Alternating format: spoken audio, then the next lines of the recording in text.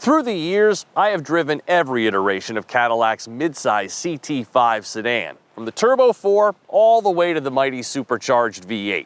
And this week, I've got the twin-turbo V6 in the premium luxury trim, priced here at about $66,000 fully loaded. Now, the only thing new for the 2023 model year is this midnight steel metallic paint, a $625 option. So this week, I'm going to focus on my favorite part of the car, which is Super Cruise hands-free driving technology, something I've been very excited about since I first tested it on the CT6 sedan many years ago. It's bundled here with a bunch of other goodies for about $7,000. And what I've discovered so far is that it's now driving itself on more than just the highway. The 2018 Cadillac CT6 was the genesis of General Motors' true hands-free highway driving technology. 3 years later, an enhanced Super Cruise was introduced on the CT5, furthering the autonomy with automated lane changes. Flash ahead to 2023, and Super Cruise has expanded throughout Cadillac's lineup and has even trickled down to certain GMC and Chevrolet models, with Buick being the only GM brand yet to offer it. Almost every manufacturer these days offers adaptive cruise control with features like lane centering, steering assist, and stop and go. It's semi-autonomous, all right. It'll even allow you to remove your hands from the wheel for a few seconds at a time. But the difference between those systems and Super Cruise is that Super Cruise is legitimately a hands-free driving experience reserved mainly for highways, but I'm noticing this week that it's now also working on other types of roads, which is really, really cool. That's right. As the system continues to improve and more roads are mapped and deemed safe, Super Cruise now works on certain two-lane roads. But don't worry, it's always clear when it is and isn't available by the various messages on the display. So here's how Super Cruise works. I just got on an interstate highway, and as soon as the car realizes that it's on an authorized road, you simply have to press one button to activate it. And did you notice? It lit up green right here on the steering wheel. Now there's a car merging in from an on-ramp. This one just moved right over into the center lane for me.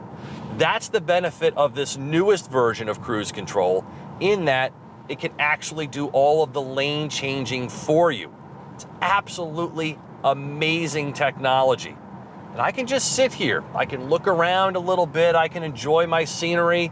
I can focus in on some other things. Yes, you still have to pay attention. There are sensors here, right here as a matter of fact, that's watching head movement and eyes. And if I were to become distracted or incapacitated in some way, it would start to warn me. And if I didn't take over the steering wheel, it would eventually pull over to the side of the road. I think it also triggers OnStar at that point to call for help. But right now, I'm just sitting here. I'm not having my feet on the pedals. I'm not touching the steering wheel. It's doing everything.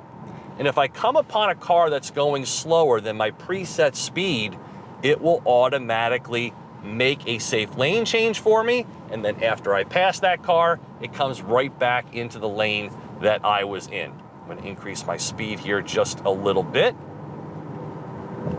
And it works brilliantly. I've never had an issue with it. As a matter of fact, I had a GMC Sierra 1500 last summer that I drove all the way from Albany to Boston.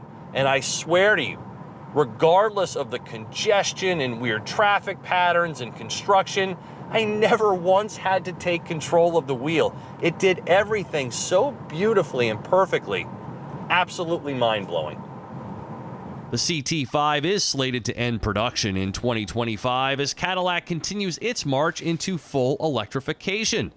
It's currently Cadillac's largest car, but this specific flavor isn't the right one for me.